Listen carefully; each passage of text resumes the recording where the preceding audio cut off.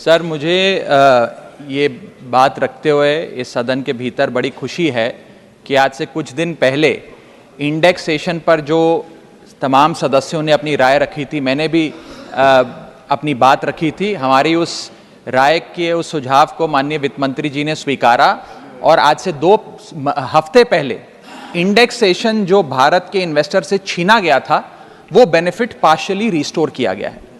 लेकिन ये एक बहुत बड़ा प्रश्न चिन्ह खड़ा करता है भारत सरकार की टैक्स पॉलिसी पर कि कितनी कंफ्यूज है हमारे देश की टैक्स पॉलिसी।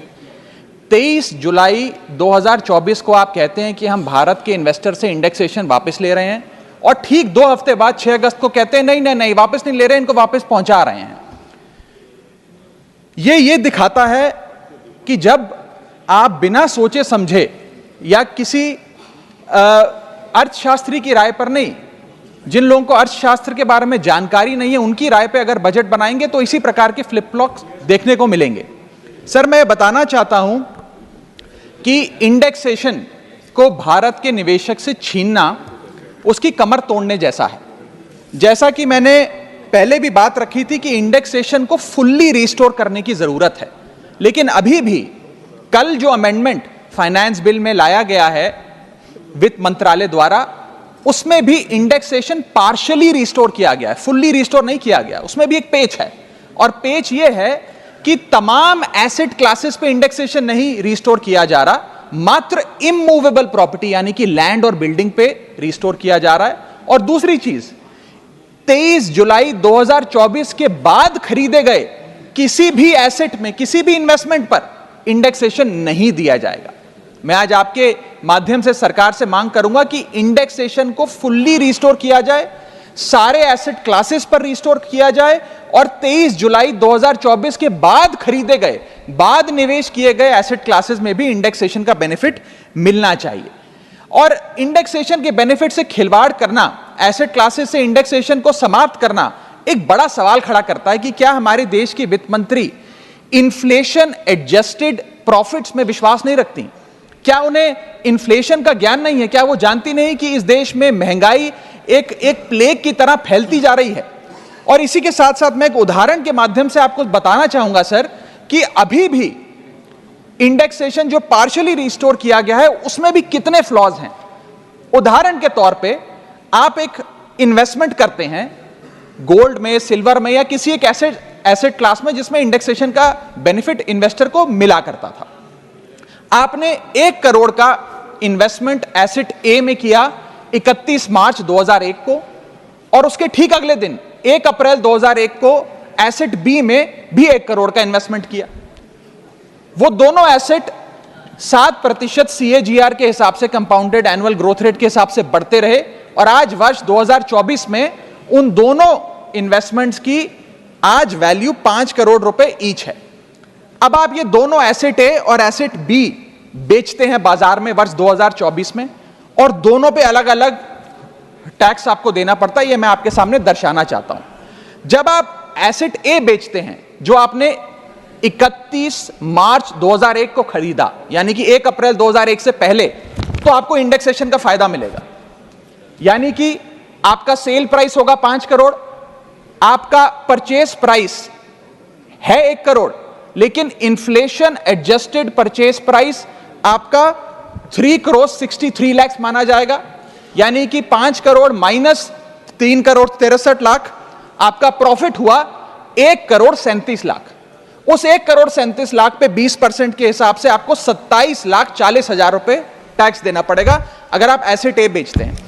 लेकिन जब आप एसेट बी बेचते हैं जिसपे आपको इंडेक्सेशन का फायदा नहीं दे रही सरकार, क्योंकि वो आपने अगले दिन दूसरे वित्तीय वर्ष यानी कि 1 अप्रैल 2001 को खरीदा, तो आपकी सेल प्राइस है 5 करोड़, आपकी परचेस प्राइस है 1 करोड़, आपका मुनाफा हो गया 4 करोड़ का और 4 करोड़ पे 12.5% के हिसाब से आपको टैक्स देना पड़ेगा, जो कि है 50 लाख रुपए। यानी कि एसेट ए जो आपने 31 मार्च को खरीदा 1 करोड़ का, 31 मार्च 2001 को, और आज आप उसे 5 करोड़ का बेचते हैं तो आपको मात्र 27 लाख रुपए इनकम टैक्स देना पड़ता है। लेकिन जो अगले दिन आपने 1 करोड़ रुपए का निवेश किया 1 अप्रैल 2001 को और उसको 2024 में बेचते हैं तो उस पर 50 लाख रुपए का टैक्स देना पड़ता है। सिर्फ एक दिन के भीतर आपका टैक्स लायबिलिटी 27 लाख से बढ़कर 50 लाख हो जाती है। यह है इंडेक्सेशन का खेल। इसलिए मैं सरकार से अनुरोध करूंगा कि इंडेक्सेशन को सारे एसेट क्लासेस पे रिस्टोर करना चाहिए और कोई कट ऑफ डेट 23 जुलाई के पहले खरीदा गया एसेट और 23 जुलाई 2024 के बाद खरीदा गया एसेट, इस प्रकार की कट ऑफ डेट नहीं होनी चाहिए। Sir, inflation is taxation without legislation. महंगाई वो दीमक है जो हमारे देश को खा रहा है, इसीलिए हम इन्फ्लेशन एडजस्टेड रिटर्न्स पे इनकम टैक्स लगाते हैं। और अगर हम ये सोच रहे हैं कि कल की जो अमेंडमेंट हुई इससे रियल एस्टेट मार्केट में को बड़ा उछाल आ जाएगा, तो ऐसा नहीं आने वाला सर। आज हमारे होम बायर्स हो या इन्वेस्टर्स हो, वो रियल एस्टेट खरीदने से बचेंगे, क्योंकि 23 जुलाई 2024 के बाद खरीदा गया जो भी एसेट है उस पर तो इंडेक्सेशन मिलेगा नहीं। आपने मात्र 23 जुलाई से पहले खरीदे गए एसेट्स पे इंडेक्सेशन दिया। और इसी के साथ साथ एक बहुत बड़ी रीसेल मार्केट हिंदुस्तान में रियल एस्टेट की, क्योंकि हर व्यक्ति नया घर नहीं खरीद सकता, इसलिए रीसेल होती है। रीसेल मार्केट में भारी गिरावट देखी जा रही है। जब मकान बिकेंगे नहीं तो रेंटल इनकम बढ़ेगी। लोगों के मकानों के किराए में एक भारी उछाल देखा जा रहा है, लोगों का खर्च बढ़ने वाला। और इसी के साथ साथ जो फॉरेन इन्वेस्टमेंट भारत के रियल एस्टेट में होता है वो भी गिरने वाला है, ऐसी मैं आज इस सदन में भविष्यवाणी करता हूं। इसके साथ साथ रिटेल इन्वेस्टर यानी कि भारत के मिडिल क्लास की कमर तोड़ने का काम सरकार ने कैसे किया। एक ही बजट में शॉर्ट टर्म कैपिटल गेन को 15% से बढ़ाकर 20% कर दिया और उसी बजट में लॉन्ग टर्म कैपिटल गेन को 10% से बढ़ाकर 12.5% कर दिया इक्विटी पे और अन्य पदार्थों पे। यानी कि आप एक ही बजट से तमाम तरीके के इन्वेस्टर्स जो शॉर्ट टर्म के लिए एक छोटी अवधि के लिए एसेट खरीदते हैं या लंबी अवधि के लिए एसेट खरीदते हैं, दोनों की कमर आपने तोड़ने का काम किया और इस देश में रिटेल इन्वेस्टर को कुचलने का काम यह सरकार करने जा रही है। मैं आपके माध्यम से अनुरोध करूंगा कि don't take middle class retail investor for granted. हमें कैसे फाइनेंशियल इंक्लूजन इस देश में बढ़ानी है उस दिशा में काम करना चाहिए, ना कि कैसे हम इस देश में इन्वेस्टर्स, हाउस होल्ड इन्वेस्टमेंट्स और रिटेल इन्वेस्टमेंट्स को कम करें, उस सिलसिले में हम काम करें। मेरा दूसरा भाग आज के वक्तव्य का है जीएसटी पर। पहले तो मैं सरकार के मंत्री नितिन गडकरी जी का जो एक चिट्ठी सामने आई, उन्होंने अपनी सरकार के वित्त मंत्री को चिट्ठी लिखते हुए कहा कि लाइफ इंश्योरेंस और हेल्थ इंश्योरेंस पर जो 18% जीएसटी लगाया उसे वापस लिया जाए। मैं उनकी इस मांग का समर्थन करता हूं और सरकार से मांग करता हूं कि हेल्थ और लाइफ इंश्योरेंस पर कम से कम हम जीएसटी ना लगाएं। यह कोई लग्जरी गुड या लग्जरी प्रोडक्ट नहीं है। और मुझे यह बताते हुए खुशी है सर कि parliamentary standing committee on finance की आज से 6 महीने पहले रिपोर्ट आई थी, जिसका हिस्सा मैं भी था। मैं भी parliamentary standing committee on finance का सदस्य हूं, जिस समिति ने अपने पैरा नंबर 2.10 में साफ तौर पे सरकार से अनुरोध किया कि हेल्थ इंश्योरेंस और लाइफ इंश्योरेंस पर जीएसटी कम किया जाए, समाप्त किया जाए, ना लगाया जाए। मैं पढ़ के वो अंश आपको सुनाना चाहूंगा। The committee feels that there is a need to rationalise the GST rate on insurance products, especially health and term insurance, which is 18% at present.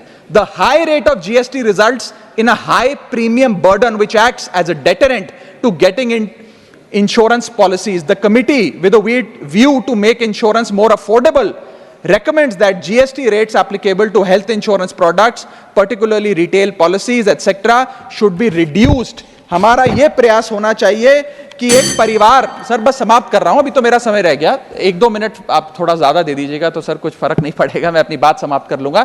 Health insurance पे और लाइफ इंश्योरेंस पर हमें टैक्स समाप्त करके लोगों को इंसेंटिवाइज करना चाहिए कि ज्यादा से ज्यादा परिवार भारत के हेल्थ इंश्योरेंस के कवर में आए, लाइफ इंश्योरेंस के कवर में आए। वो मैं सरकार से मांग करूंगा। और सर एक बड़ा इंपॉर्टेंट पहलू मैं आपके सामने हाईलाइट करना चाहूंगा। इस देश में इन्फ्लेशन पर भी जीएसटी लग रहा है। वो कैसे लग रहा है? एक प्रोडक्ट जो 100 रुपए का बिकता था उस पर 18% जीएसटी हुआ करता था। आज वो वस्तु महंगी हो गई, 100 से 150 रुपए की बिकने लगी, अब 18% 150 रुपए पे लगने लगा। यानी कि 50 रुपए की जो महंगाई है उस पर भी सरकार जीएसटी लेने लग गई है, which is GST on inflation. मैं चाहूंगा कि सरकार इस पर विचार करे। और अंत में सर अपनी बात समाप्त करने से पहले एक और दिलचस्प मुद्दा आपके समक्ष रखना चाहूंगा, which is problem of multiple taxation. हम लोग एक ही चीज पर न जाने कितनी बार टैक्स भरते हैं। जैसे कि जब आप पैसा कमाते हैं तो इनकम टैक्स भरते हैं, उस इनकम से आप गाड़ी खरीदते हैं तो गाड़ी खरीदने पर जीएसटी देते हैं, जब गाड़ी खरीदते हैं तो रोड टैक्स भी सरकार आपसे वसूलती है, फिर रोड डेवलपमेंट सेस भी आपसे लेती है, अब आप मोटर इंश्योरेंस भी कराएंगे गाड़ी का तो उस पर भी जीएसटी लेती है, और उसके बाद आप जब पेट्रोल या डीजल भरवाएंगे उस पर भी सेस और वैट लेती है, और अंत में जब आप अपनी गाड़ी को सड़क पर चलाएंगे तो टोल टैक्स के नाम पर जनता से पैसा वसूलती है। That is multiple taxation points. इतने सारे टैक्सेशन ओवरलोड कर कर हम इस देश के आम आदमी का खून चूस रहे हैं सर। और सबसे बड़ी प्रॉब्लम इस देश की आज जो बनती जा रही है आम आदमी के लिए वो है टोल टैक्स। सांसद और मंत्री को टोल टैक्स नहीं देना पड़ता, हमें छूट है टोल टैक्स से, लेकिन इस देश के आम आदमी को हर जगह टोल टैक्स देना पड़ता है। एक रिपोर्ट के मुताबिक हाईवे पे 2 रुपए प्रति किलोमीटर का टोल टैक्स इस देश के आम आदमी को भरना पड़ता है। और अंत में अपनी बात खत्म करूंगा मैं एक कविता सुनाकर, थोड़ा सा सर और इंडल्जेंस चाहूंगा। और इस टैक्स रिजीम के बारे में 4 पंक्तियां लिखी हैं सर, मैं आपके सामने पेश करना चाहूंगा। सरकार का एक सूत्री मिशन है टैक्स, सरकार का कमीशन है टैक्स। जगने पे टैक्स, सोने पर टैक्स, हंसने पर टैक्स, रोने पे टैक्स, खाने पे टैक्स, पीने पे टैक्स, बच्चों की पढ़ाई पे टैक्स, बुजुर्गों की दवाई पर टैक्स, फसलों की बुआई पे टैक्स, ट्रेन और यात्रा हवाई जहाज पर टैक्स, खरीदने पर टैक्स, बेचने पे टैक्स, फैलने पे टैक्स, समेटने पे टैक्स, सड़क पे टैक्स, आसमान पे टैक्स, गाड़ी पे टैक्स, मकान पे टैक्स, सपनों पर टैक्स, अरमान पे टैक्स, खुशी पर टैक्स, मुस्कान पर टैक्स, दिन रात की गाड़ी कमाई पर टैक्स, किताब पर टैक्स, सियाही पे टैक्स, सब्जी पर टैक्स, मिठाई पे टैक्स। सरकार जनता से वसूल रही है बीजेपी से दिल लगाई पर टैक्स। बहुत बहुत शुक्रिया। धन्यवाद। नेक्स्ट श्रीमती